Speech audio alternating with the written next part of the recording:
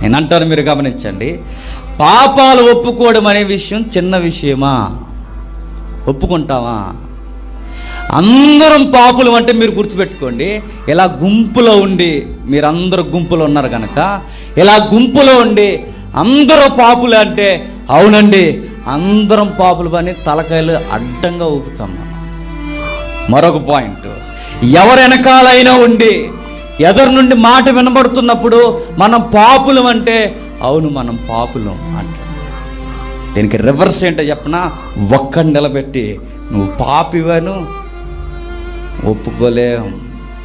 గోడకి బంతిని విసిరితే మరలా ఎంత వేగముగా వెనక్కి వస్తుందో అంత వేగంగా నువ్వు చెప్పొచ్చావా నాకు అని అడుగుతాడు. మనిషి సహజముగా ఒంటరిగా ముఖం మీద ఏలిపెట్టి నువ్వు పాపివి అంటే మనిషి ఒప్పుకోలేడు. గమనికేంటంటే యోహాను గారు బోధ చేస్తుంటే వాళ్ళ పాపాలు ఒప్పుకొని మేము పాపాత్ములయ్యా, అవును బతికించు అన్నారట. యెహెజ్కేలు గ్రంథం ప్రకారం జస్ట్ వినండి, ఏముందయ్యా అంటే పాపం చేసిన వాడు ఖచ్చితంగా మరణానికి పాత్రుడు. ఎప్పుడైతే ఆయన బోధలు ఈ లోతైన ఒత్తిడి వస్తుందో, ఈ లోతైన ఒత్తిడి వచ్చేసరికి వాళ్ళకి ఏమర్థమైంది అంటే మీరు గమనించండి, మేము మరణింపదగిన వారమే తప్ప జీవింపదగిన వారము కాము. ఇదిగో మా పాపాలను బట్టి మేము చెల్లించుకోవాల్సిన మూల్యం మేము చచ్చిపోవాలయ్యా యోహాను. ఏం చేస్తావు తెలుసా?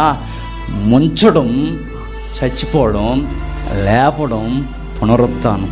యోహాను మమ్మల్ని మళ్ళా పుట్టించవా అని అడిగారు. యోహాను గారు ఎందుకింత రమ్యమైన బోధ చేశాడయ్యా, ఇంత ఒత్తిడి తెచ్చే గుండెలు పగిలిపోయే ఈ బోధ ఈయనకి ఎక్కడదయ్యా అంటే మర్చిపోకండి, ఆ వెనక పరిశుద్ధాత్ముడు నడిపిస్తున్నాడు. పరిశుద్ధాత్ముడు ఉంటే ఏమవుద్దయ్యా ప్రసంగంలో అంటే ప్రజలు పాపాలు ఒప్పుకుంటారు. ప్రసంగం వింటే ఉర్రోతులూగిపోవడం కాదు, గుర్తుపెట్టుకోండి. ప్రసంగం విన్న తర్వాత దేవునికి నాకు ఎంత అగాధం ఏర్పడిందో విన్నవాడు ఎప్పుడైతే గుర్తించుకుంటున్నాడో ఆ ప్రసంగంలో పరిశుద్ధాత్ముడు ఉన్నాడు. ఇదే గుర్తు. మీరు ఏ ప్రసంగాన్నైనా 10 నిమిషాల్లో పట్టుకోవచ్చు, ఇదే మీకు కొలత. మీరు చూడండి కావాలంటే. ఎప్పుడైతే దేవుడు నీతో మాట్లాడుతున్నాడో అర్థమవుతుందో తెలుసా? దేవుడు నేరుగా నన్నే గద్దిస్తున్నాడు. నా గద్దింపు నీకు ఎప్పుడైతే అర్థమవుతుందో ఆత్మ నడిపిస్తున్నాడు. యోహాను బోధలు ఎవరున్నారయ్యా అంటే నీతిని గూర్చియు, పాపాను గూర్చియు, తీర్పును గూర్చియు ఒప్పించే పరిశుద్ధాత్ముడు పసితనం నుండి ఆయనలో ఉన్నాడు కనుకే వాళ్ళు ఏం ఒప్పుకుంటున్నారు? పాపాలు ఒప్పుకుంటున్నారు. పరిశుద్ధాత్ముడు వచ్చి ఏం చేస్తాడని ప్రభువు చెప్పాడు బ్రతుకున్నప్పుడు, భూమి మీద ఉన్నప్పుడు. ఇదిగో నా వెనక ఒక ఆయన వస్తాడు, ఆయన ఏం చేస్తాడో తెలుసా? నూతనమైన సంగతులు మీకు ఏమీ చెప్పడు, నా వాటిలోనివే తీసుకుంటాడు. ఆయన నీతిని గూర్చి, పాపాను గూర్చి, రాబోతున్న ఉగ్రత తీర్పును గూర్చి ఒప్పింపజేస్తాడు. యోహాను బోధలో ప్రసంగ సారం ఏంటయ్యా అంటే అదే. ఆయన ఏ బోధ చేశాడు చెప్పండి? ఏ బోధ చేయడం ఏంటి? రాబోతున్న ఉగ్రత, ఆ ఉగ్రత నుండి మిమ్మల్ని ఎవరు తప్పించగలరు? ఆ పాయింట్ ఎవరు చెప్తున్నారు లోపలుండి? ఆత్మే. మీరు పాపాత్ములు, మీ పాపాన్ని ఒప్పుకోండి అని ఆ ఒప్పుకోలు మాట ఆయన నోటంటూ వచ్చేలా మాట్లాడుతున్నది ఎవరయ్యా అంటే ఆత్మే. ఎంత రమ్యమైన మాట చూడండి. మనం చేయగలం అలా చెప్పండి బోధ? మొత్తుకొని మొత్తుకొని మొత్తుకొని మొత్తుకొని మారండ్రా మారండ్రా మారండ్రా అంటే మన ప్రసంగం వల్ల మారరు, కానీ వాడికి ఏదన్నా జరగకూడని జరిగితే అప్పుడు మారతారు. కాదా చెప్పండి? ఇక నీ జీవితం మొత్తం బ్లాక్ అయిపోతుంది అన్నప్పుడు భయం వేసి మారతారు. నేనంటాను, ఈ తరములో ఇలాంటి బోధకులు కరువైపోయారు. అసలు పాపాను గురించి మాట్లాడే బోధకులే ఈ తరములో లేరు.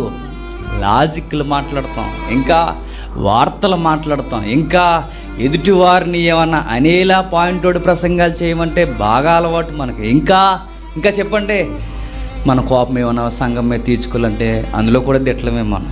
ఇంకా ఏదైనా చేస్తాం మనం, కానీ పాపం గురించి మాట్లాడడం మనకు చేత కాదు. ఎందుకు చెప్పినా మనం ఒప్పుకోలేదు కనుక.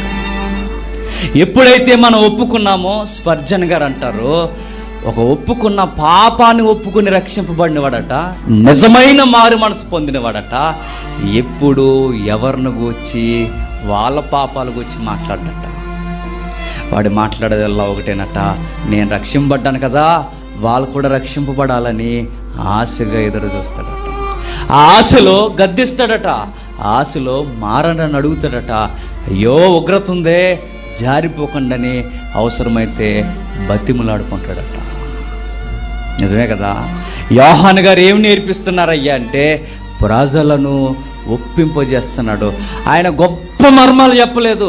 విశ్వంలో ఎందుకు ఇన్ని గెలాక్సీలు ఉన్నాయి, ఇన్ని గ్రహాలు ఉన్నాయి, ఈ ప్రపంచానికి తెలియని కొత్త గ్రహాన్ని నేను కనుగొని చెబుతున్నానని ఇలాంటి శాస్త్రీయ పదాలు ఆయన ఏం ఉపయోగించలేదు. కానీ ఆయన ప్రసంగం ఏంటయ్యా అంటే ఒక్క మాటలో చెప్పొచ్చు, పాపాల గురించి మాట్లాడాడు. ఆయన ఎవరి పాపాలని ఎలుగెత్తి చెప్పలేదు, కానీ పాపం ఒప్పుకోమని చెప్పాడు. ఆయన మీరు పర్సనల్గా ఇలా బలహీనులుగా ఉన్నారని ఎవరి పాపాలు తెర మీదే చూపించలేదు. కానీ ఆయన చేసింది ఏంటో తెలుసా, మీ పాపాలేంటో మీకు తెలుసు, భయంకరమైన ఉగ్రత రాబోతుంది, మారిపోండి అని ఎద్దేవా చేశాడు. వారు ఒప్పుకుంటున్నారట.